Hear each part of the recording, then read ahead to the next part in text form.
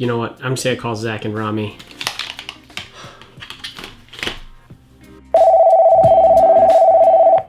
Hey, what's up, guys? What's up, Rod? Hey, Rod, how are you? Doing great. I just keep getting these texts from Todd. He keeps bothering me about this presidential address. Is he texting you guys? Yeah, always. Yeah. I don't know what to do. Well, I mean, he can't do it without us. So That's a great point. He can't do this without us. That gives me a great idea. Thanks, guys.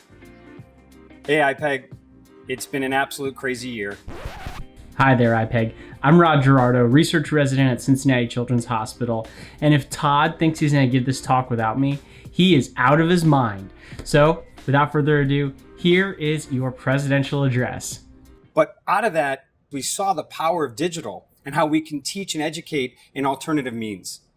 So the title of the talk is A Peek into the Future of Surgical Learning, a King, an Ox, and Elon Musk. So if we look at the traditional methods of surgical education, it has to do with textbooks, journals, and society memberships. But are these still relevant? And if we look at what has happened over the last decade, we've seen entire industries toppled overnight and disrupted. And one of the most disrupted industries has been the publishing industry. If you look at magazine industry, where magazine sales have gone down almost completely. And if you look at the newspaper industry, the same thing. Okay, so how do we apply that to medical publishing? Let's talk about what the biggest problem is. And the reason I think that medical publishing will change is this concept of exponential growth of knowledge. So let's look back to the early 1900s. It would take about 100 years for knowledge to double. Fast forward to the 1940s and 50s, it would take about 25 years. And then in 1982, knowledge was doubling every 12 to 13 months. And then in 2020, IBM predicts that knowledge will be doubling every 11 to 12 hours. In fact, if you look at medical publications over the last century, you can see that it's been exponentially growing.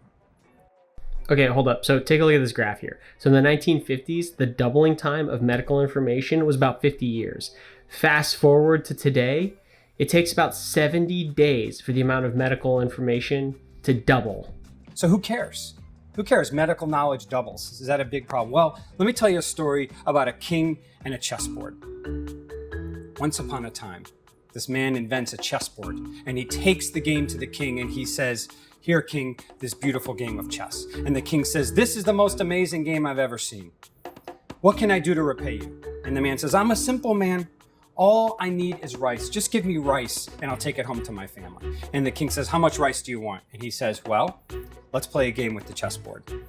So what I want you to do is I want you to put 1 grain of rice on the first square and double it. So 2 and then 4 and then 8. And when you fill up the chessboard, I'll take it home." So the king does so and he puts 1 and then 2 and then 4. And he realizes that when he gets to the second half of the chessboard, something happens.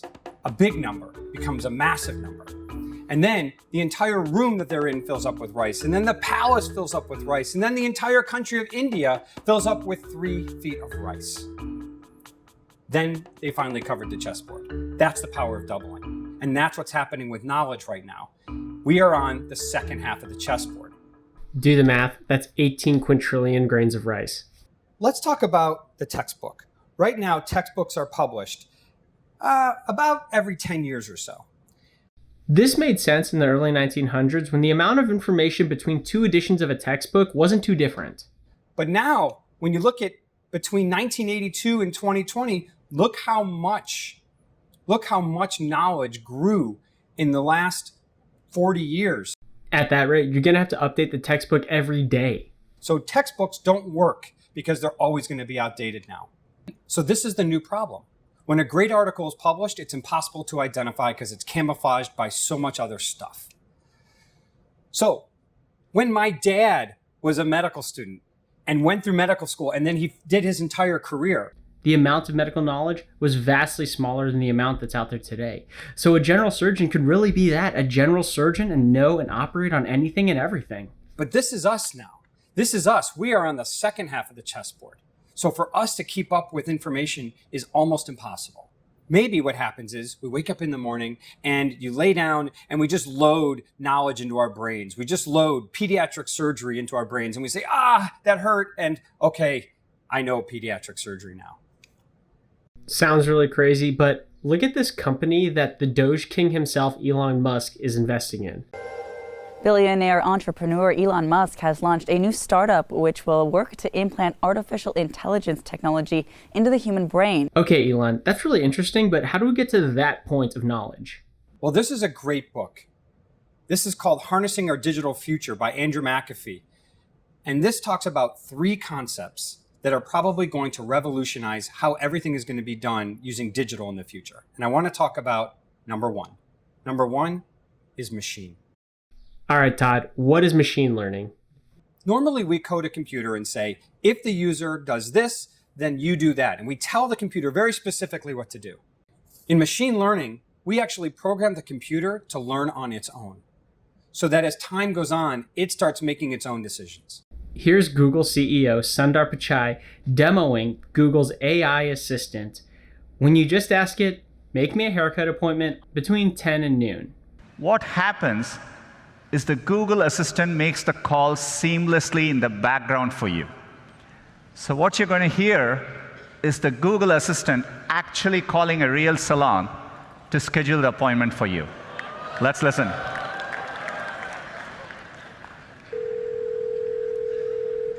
So how can I help you? Hi, I'm calling to book a women's haircut for a client. I'm looking for something on May 3rd. Sure, give me 1 second. Sure, what time are you looking for around? At 12 p.m. We do not have a 12 p.m. available. The closest we have to that is a 1:15. Do you have anything between 10 a.m. and 12 p.m.? Depending on what service she would like. What service is she looking for? Just a woman's haircut for now. Okay, we have a 10 o'clock. 10 a.m. is fine. Okay, what's her first name? The first name is Lisa. Okay, perfect. So I will see Lisa at 10 o'clock on May 3rd. Okay, great. Thanks. Great. Have a great day. Bye. Okay, that's cool and all, but how are we going to use that to solve the problem of too much medical information? Well, actually, we set forth on a project to see if we could use artificial intelligence and machine learning to better determine a good article and create a filter. Alex Kassar and Todd took over 500 abstracts from APSA and put them into a machine learning algorithm to see if it could predict the editorial process. We had 520 abstracts. We used natural language processing algorithm. Natural language processing is the concept that the machine can actually start to learn and understand the words used in the abstract. They came up with an 85% negative predictive value. That means that 85% of the time, the machine was able to predict when an article was rejected by the editorial board. We are now going to be adding more and more abstracts to this to get it into the high 90s. Okay, so machine learning can be used to help filter all this content. Now, let's change gears a bit. Let's say it's 1998, you're on Who Wants to Be a Millionaire, and you don't know the answer to a question. What are you going to do? You could either have them narrow it down to 50% of the choices. The second option is that you can call an absolute expert. You can phone a friend, the most expert person you know. And the third option is you can ask the audience. Which one are you going to choose? Well, here's what happens if you pick the 50-50 option. Your odds of getting it right are 50% because there's only 2 choices. What happens if you call up your expert friend? Your odds of getting it right are 66%. If you ask the audience, your odds of getting it right are 91%. The crowd is always right. So that brings us to number 2, the crowd. In the late 1800s, Francis Galton took an ox to the state fair. He asked 800 random people, how much does the ox weigh? The average guess was 1,197 pounds. The actual weight of the ox was 1,198 pounds. The crowd is always right. In fact, this research experiment was just repeated by Planet Money, and they got the exact same result. Okay, so how do you apply that to medical publishing? Well, right now, the scientists, all they want is to take their research and have the world see it. They don't want to make money on it. They don't want anything other than to disseminate it around the world. Here's how the process works now. When a scientist does a research project, they send it to a publishing company. The publishing company then looks at the paper, and an editorial board evaluates the article. Then if the editorial board likes it enough, then they push it out for publication, send it to the masses and say, hey, buy our journal and you can get this information. And by the way, this entire process takes about a year. So Todd, how do you think we should share knowledge? So what if we just get rid of the publishing companies? Why do we need them now? I mean, at this point, we can disseminate our content on our own using digital means. All right, Todd, that's pretty radical, but I'm on board. Here's my question. How do you replace the editorial board? What if we just use the crowd as the editorial board? Well, this was done in the Social Science Research Network. They actually have a journal where anyone can contribute an article and the crowd determines what's good. Put AI and the crowd together, what do you get? Scientists publish their articles, they are reviewed by the AI and the crowd, and then the crowd can see what articles they want to read. Okay, so now we've filtered out the articles that we really like. We took out the middleman. How do we get people to read these articles? Well, that's number 3, platform.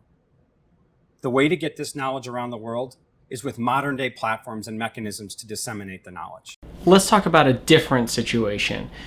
How about some surgeon who comes up with groundbreaking research or a revolutionary procedure? They want to share it with everybody. They want to go to the top of a building, scream it out loud, and let everyone know. This surgeon happens to live in Canada. So what do? They go to the Canadian Surgical Society meeting and present their work, and sure enough, everyone at the meeting loves it. They all adopt this new procedure. And then before you know it, everybody in Canada adopts this new procedure. Here's the problem. Nobody from the US went to that conference. Nobody from Europe went to that conference. But they had their own conferences, and some other surgeon came up with something similar, so now those countries use that procedure. And the same thing happened in another country and another country, and before you know it, we have regionalized care just because we were limited by societies. Today, in 2021, this model is unacceptable. Look at mainstream. Everything is converting from print to media. Streaming, listening, social media, gaming. In fact, there are more audiobooks being downloaded than digital print books from Amazon. This is the way of the world. It's digital consumption. But then what about medicine? We're still using print. If you look at the back of Fauci's office, he's got books and journals. Why are we always so behind? Well, the good news is we're finally catching up to the mainstream. So now content is being converted from print to digital. And this is the priority of our lab that we have been working for years now in taking print medical information and converting it to digital. That means videos, podcasts, interactive media like games. This is the way that we will be consuming knowledge in the world. This is more relevant to the modern era. So what we do is we take an article and we put it through our machine of ideation and we convert it and we make this engaging and fun, and then we disseminate it through social media and different platforms. This is how content will and should be shared in the modern era. Okay, so turning articles into video summaries. Here's Todd back in 2017 doing just that. This is Todd Ponsky with the Journal of Pediatric Surgery, and today we're going to address a hot topic of debate in the operating room, which is the safest headgear to wear in the operating room. Is it this? Is it this? Or is it this? Well, this question was just answered in a recent study called Hats Off, a study of different operating room headgear assessed by environmental quality indicators. This isn't always easy, and sometimes making these videos is a bit of a hassle. Is it this? Is it? Is it? Okay, wait. Is it this?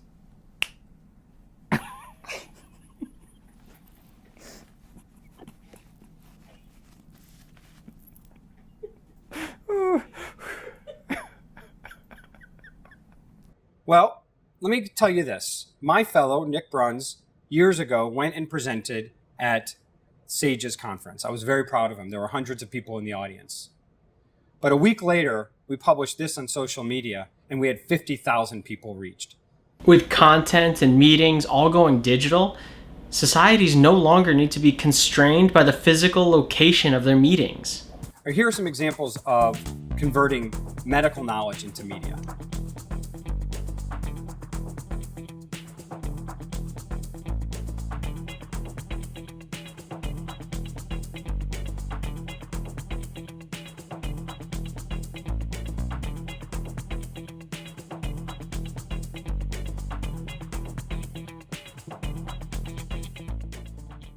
So how are people getting information now?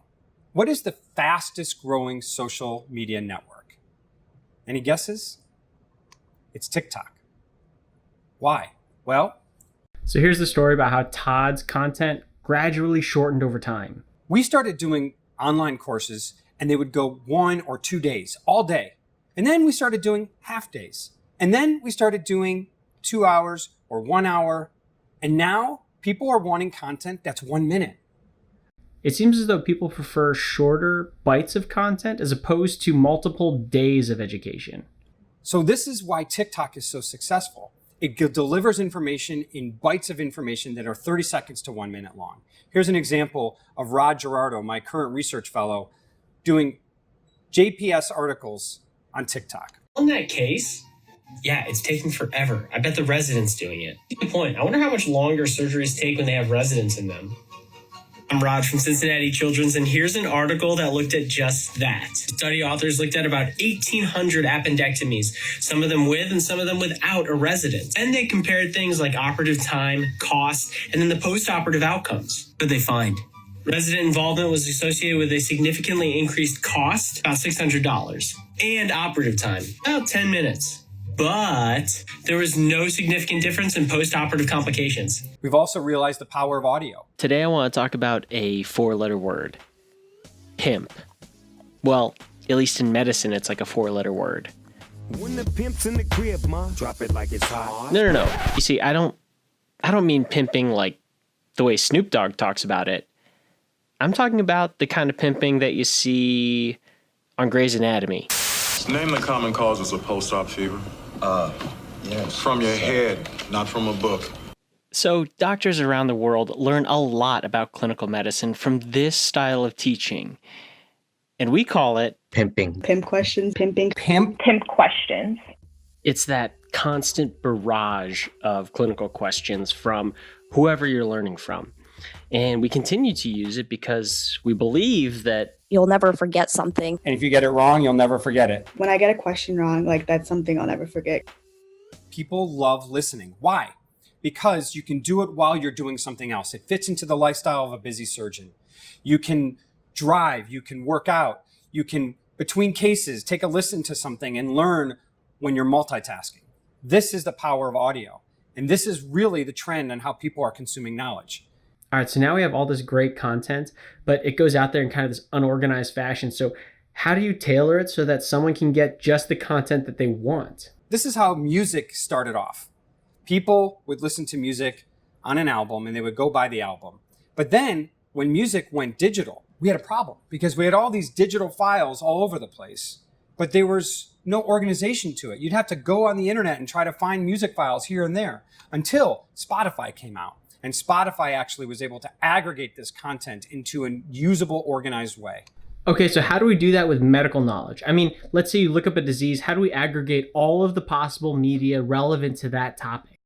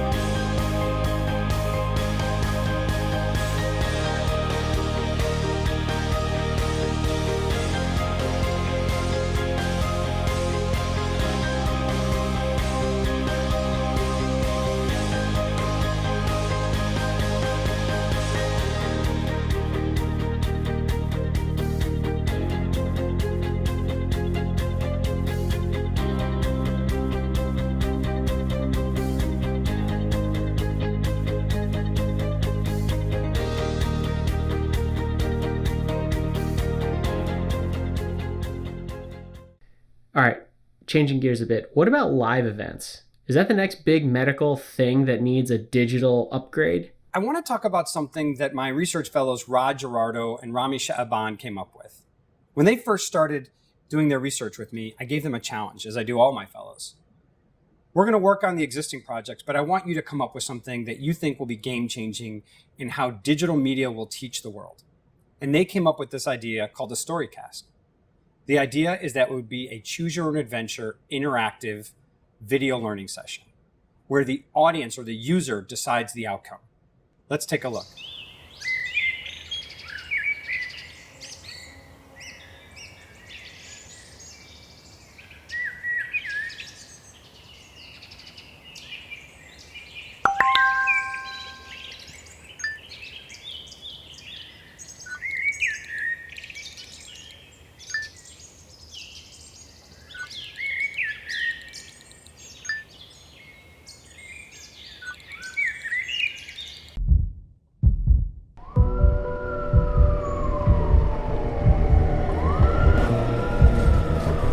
Hey, there you are.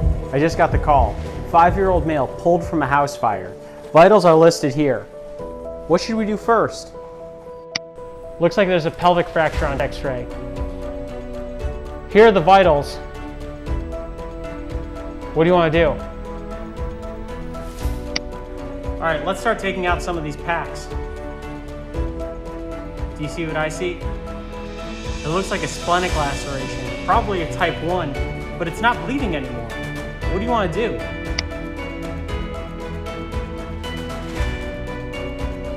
Great job.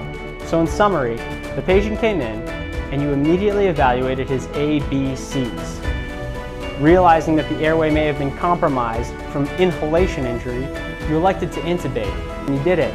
You saved his life.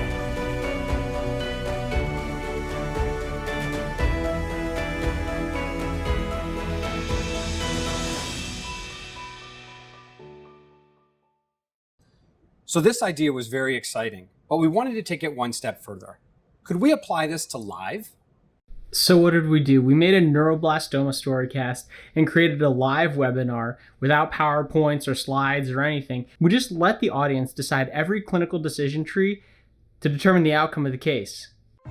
We are going to try a fully immersive digital way of teaching that we think is starting to get us on track of how we should be teaching medical knowledge these days. Trying all new technology. First, you're going to take a quiz to test your pre-course knowledge. A QR code is going to pop up on your screen. Hold your phone up to that QR code and a quiz will download to your phone. Take that quiz over the next few minutes, and at the end, we'll tell you who the top 3 scores were, and they'll earn a $25 Amazon gift card. Then, you're going to participate in a live action storycast, where as a group, you will determine the outcome of the patient. And finally, we'll play an animated video that explains everything you just learned. Rami, why don't you start the Storycast?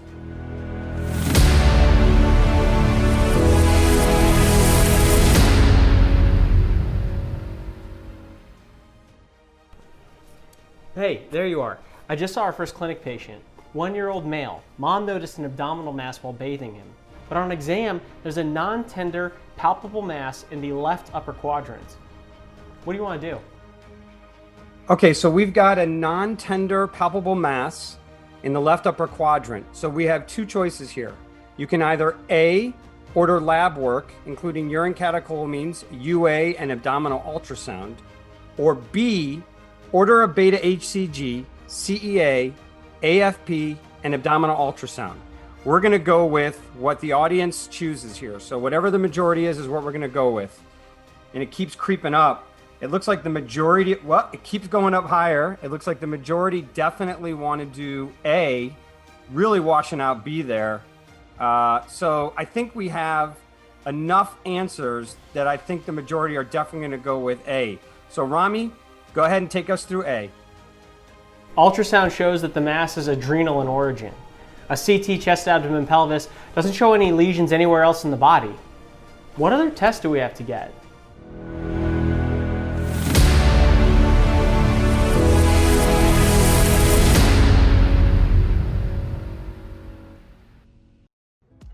Well, over the past several years, we've seen an incredible interest in people that are really passionate about using media to teach the world. So we've thought about, should we have a fellowship?